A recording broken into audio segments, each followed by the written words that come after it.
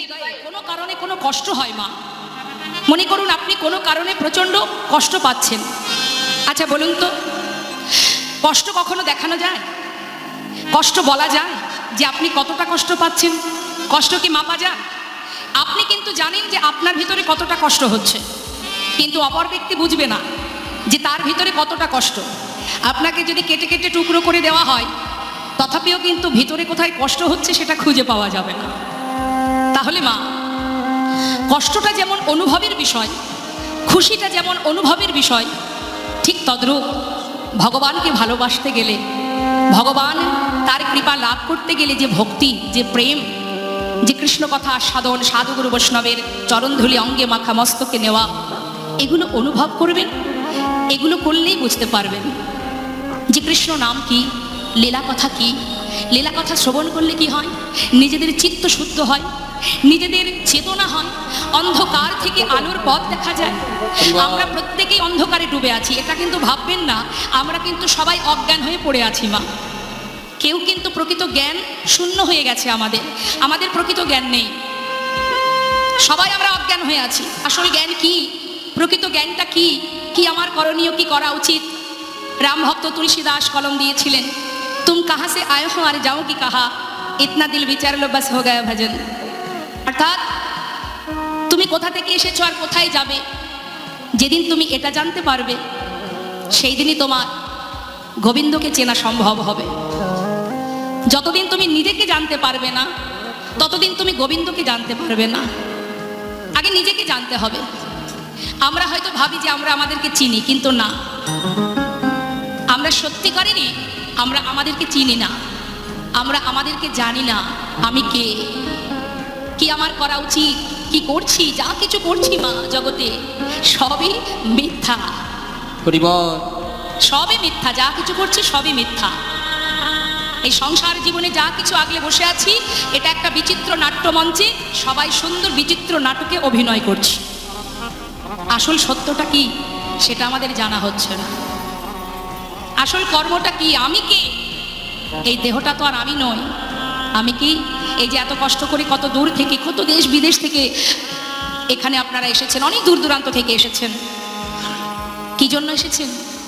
নিশ্চয়ই গুরু কৃপা হয়েছে, নিশ্চয়ই গোবিন্দের কৃপা হয়েছে, তাই এখানে আসতে পেরেছেন। তা এখানে এসেছি যে কষ্ট করে, সেই কষ্টটা তো আমাদের নিবারণ করতে হবে। যেখান থেকে কিছু পাওয়া যাবে, যেখান থেকে নিজেকে চেনা যাবে, সংসারে কিচ্ছু পাওয়া যাবে না। দুপা যদি তুমি এগিয়ে যাও গোবিন্দের দিকে, তোমাকে ধরে রাখবে, যেও না। একমাত্র জগতের আপন যদি কেউ থেকে থাকে, সত্যি যদি কেউ আপন থেকে থাকে, সে হচ্ছে একমাত্র গুরুদেব। যেখানে গেলে যতটুকু সময় তুমি থাকবে পাশে বসে কৃষ্ণ নাম, নিজের চেতনা দান, কি করতে হবে, কি করা উচিত তোমার, সময় চলে গেলে আর পাবে না। প্রতিটা মুহূর্ত ভক্তি রাজ্যে প্রবেশ করার পর তিনি দেখাবেন, সংসার দেখাবে না। তাই মাগো, ইহজগতে আমরা সবাই মনুষ্য বলে জন্ম পেয়েছি, কত সাধনার জন্ম একবার ভাবুন, চিন্তা করুন। বলবার শক্তি পেয়েছি, দেখবার নয়নে পেয়েছি, ভগবানের চরণ সেবা করার হাত পেয়েছি, বৈষ্ণবের চরণ ধুলি মাখা হৃদয় পেয়েছি, মস্তক পেয়েছি, শ্রবণ করবার মতো শ্রুতি পেয়েছি। কিন্তু যদি এখনো সেই সঠিক পথ, সঠিক ঠিকানাটা আমরা জানতে না পারি, তাহলে পথ যদি দেখতে না পাই, যাব কি করে? পথটা তো দেখতে হবে। তার জন্য চিত্তকে স্থির করতে হবে, কৃষ্ণ নাম শ্রবণ করতে হবে। মহাজন বললেন, 84 লক্ষ যদি ভ্রমণ করে সাধের এই মানব জনম, কত সাধনার ধন, কৃষ্ণ ভজিবার করে সংসারে আইনু। কি জন্য এসেছিলাম? কৃষ্ণ ভজন করব বলে।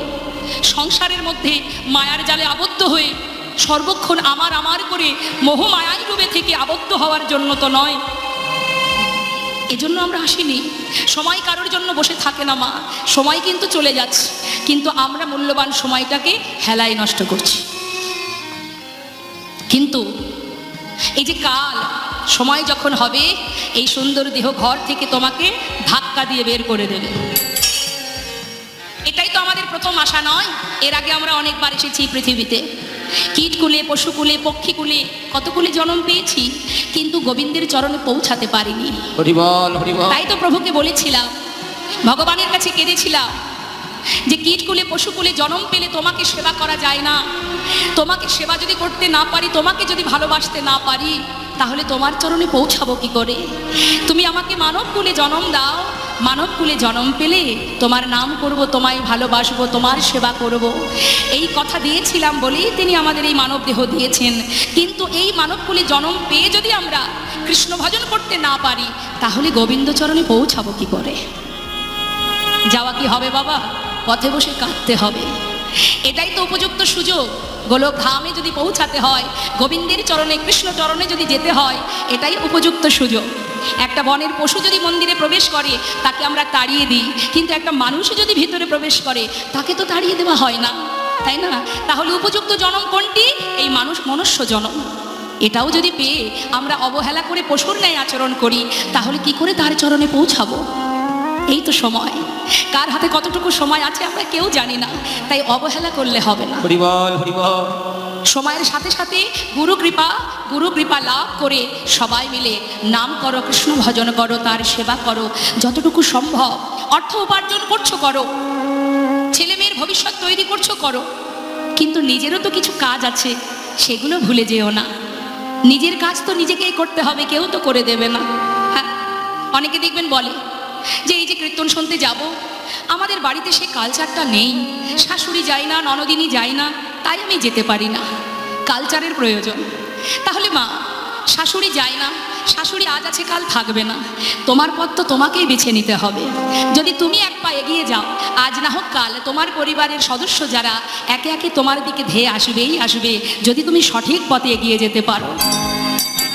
তাই যেতে হবে। গোবিন্দ সেবার করে যদি তুমি যাও, কেউ তোমার পাশে থাকুক বা না থাকুক, একজন কিন্তু তোমার সহায় হবেনই হবেন। হ্যাঁ, তাই আজ শ্রীমতী রাধারানী আয়ানের ঘরণী হয়ে তিনি লাঞ্ছনা গঞ্জনা সয়ে কেমন করে কৃষ্ণ ভজন করতে হয় আজ তিনি দেখিয়ে গেছেন আমাদের মতো জীবের জন্য। শ্রীমতী রাধারানী আয়ানের ঘরণী হয়ে সদা সর্বদাই কৃষ্ণ নাম করেছেন, আমাদেরকেও শিখিয়েছেন তোমরাও কর্ম করো, কিন্তু মনটা দিয়ে দাও গোবিন্দ চরণে। এ জগতের সোনা যতই আমরা অঙ্গে পড়ি না কেন, সোনার পরশে সোনা হই না, বরং অহংকার আসে। কিন্তু গৌর সোনা যদি কেউ অঙ্গে ধারণ করে, পরশমণির পরশে সেও যে সোনা হয়ে যায়।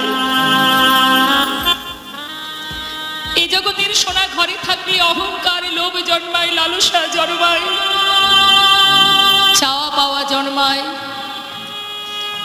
কিন্তু যদি কারোর ঘরে গৌর সোনা থাকে,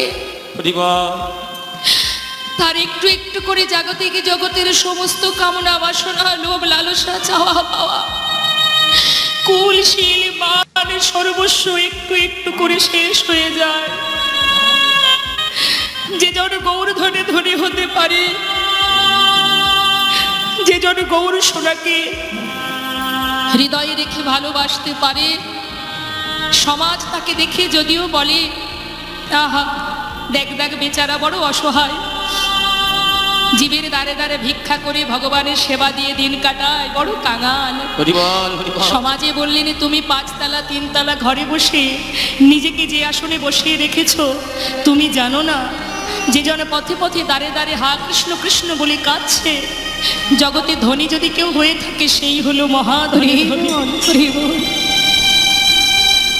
জীবনের শেষের খাতায় যখন তুমি অঙ্ক করবে, দেখবে জীবনের শেষের খাতায় সবই শূন্য, কিছুই থাকবে না। সেই জগতে ধনী যে জনে গৌর ধনে ধনী, যে জনে গৌর নামের ধনে ধনী, যে জনে গৌর ধনীকে হৃদয়ে ধরে রাখতে পেরেছে, সেই হলো মহাধনে ধনী। কৃষ্ণের প্রিয় সখা সুদামা, যার জীবনের একটু একটু করে সমস্ত সুখ কেড়ে নিয়েছিলেন গোবিন্দ, তথাপিও বদনে কৃষ্ণ নাম ছাড়া নিঃশ্বাসে প্রশ্বাসে নাম ছাড়া আর কিছু জানতো না।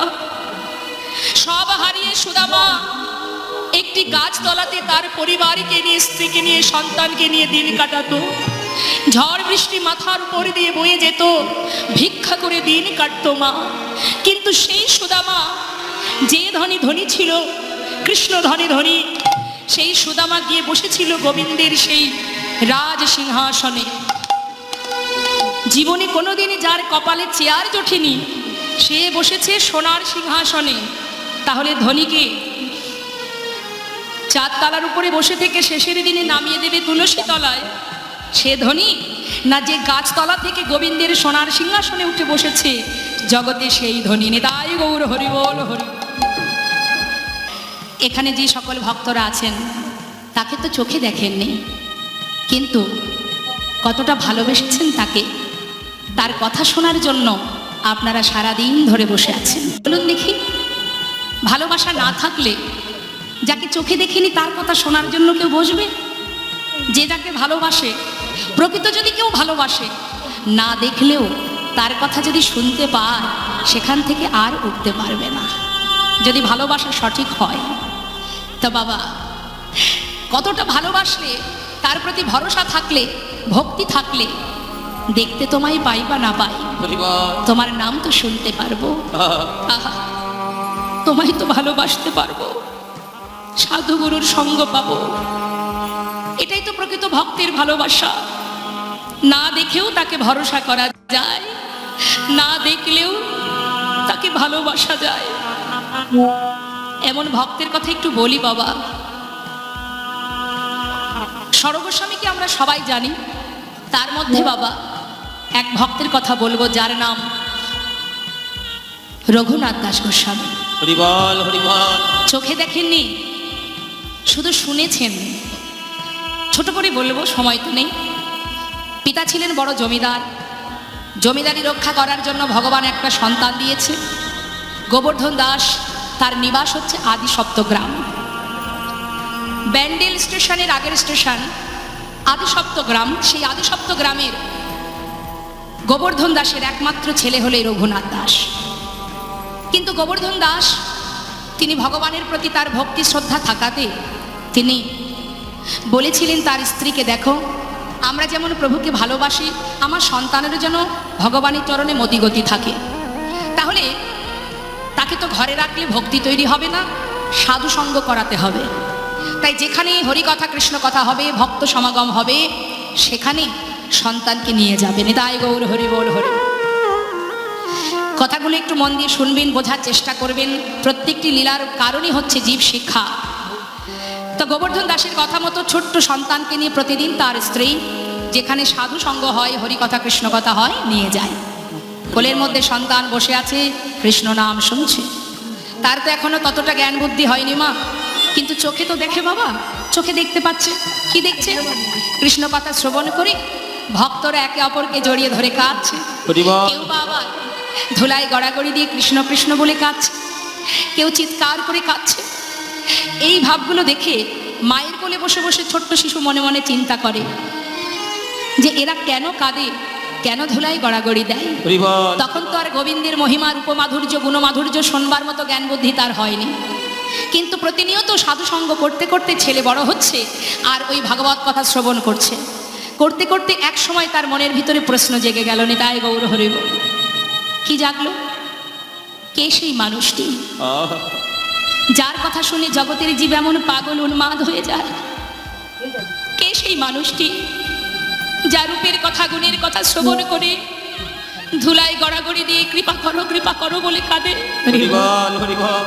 যাকে চোখে দেখা যায় না, শুধু তার কথা শুনে তার চরণে পাওয়ার জন্য যোগীমণি ঋষি যুগ যুগ বনে জঙ্গলে সাধনা করে।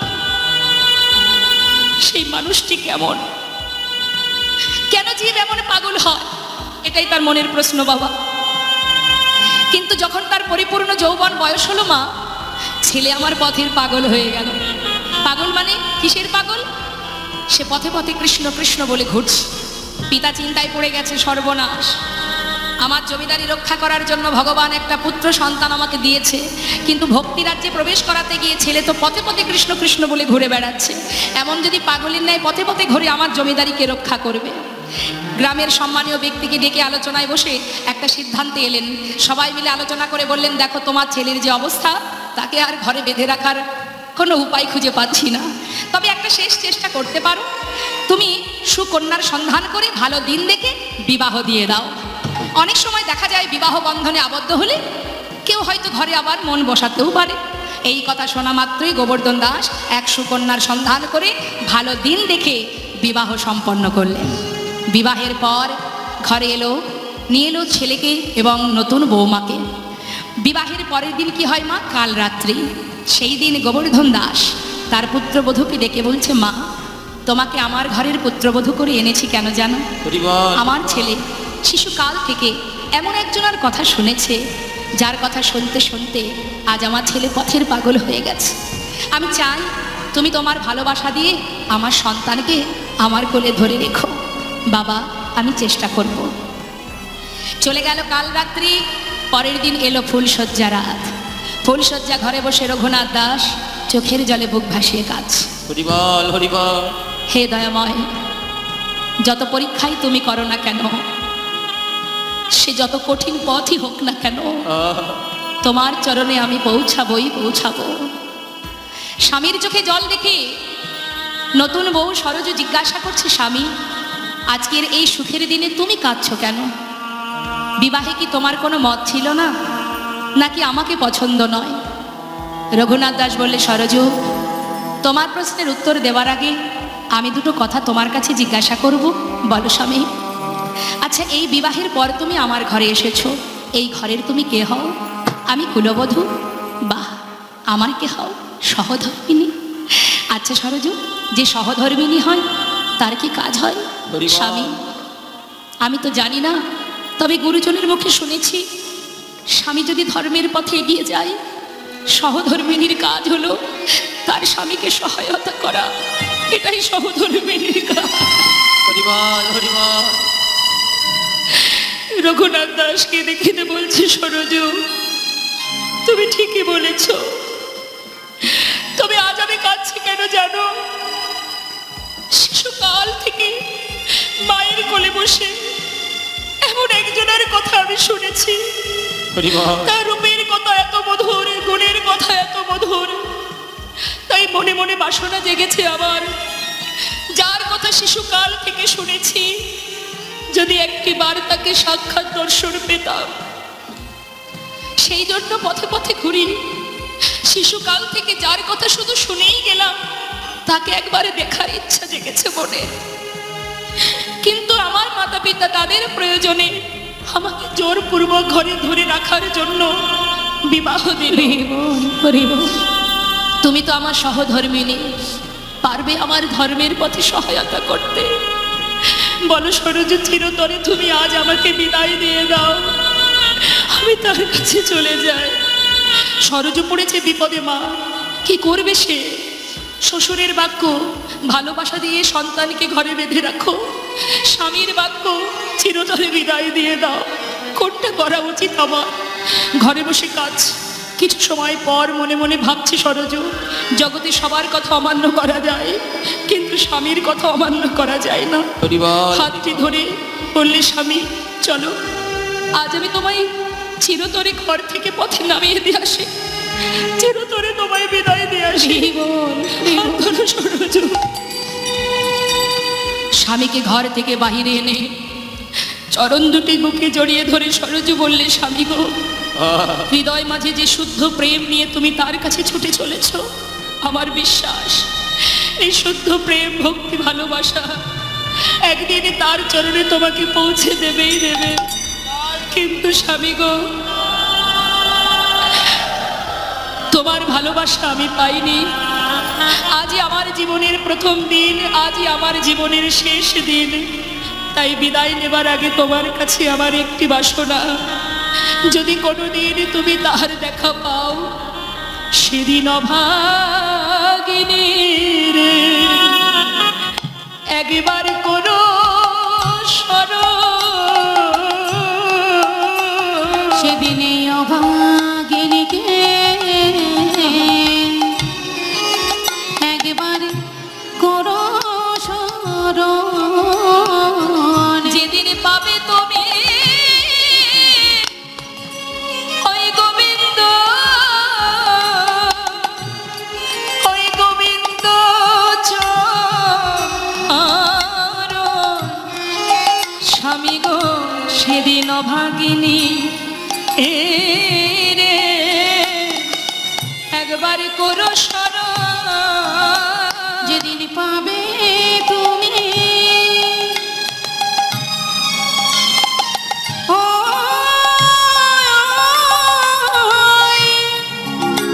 ওই গোবিন্দ, গোবিন্দ চরণ। আমি আর কিছু চাই না, সেদিন অভাগিনী রে করো স্মরণ। আমি আর কিছু চাই না। সেদিন অভাগিনীকে করো স্মরণ। অভাগিনীকে করো স্মরণ। আমি আর তো কিছু চাই না স্বামী। অভাগিনীকে করো স্মরণ। অভাগিনীকে করো স্মরণ। সর্বস্ব পরিত্যাগ করি মা, শিশুকাল থেকে শুধু তার নাম শুনতে শুনতে আজ সে ঘর ছেড়ে সব ফেলে চলে যান গোবিন্দের চরণে। চোখে না দেখে পাগল হয়েছিলেন, ঘর ছেড়েছিলেন। তাই আজ আমার রাধারানী বলছে, সখীরে সেই রূপ দর্শন করে জাত কুল মান সবই চলে গেল, এখন আমি কি করব। তাই আজ আমার রাধারানী সখীদের বলছে, ললিতা রে,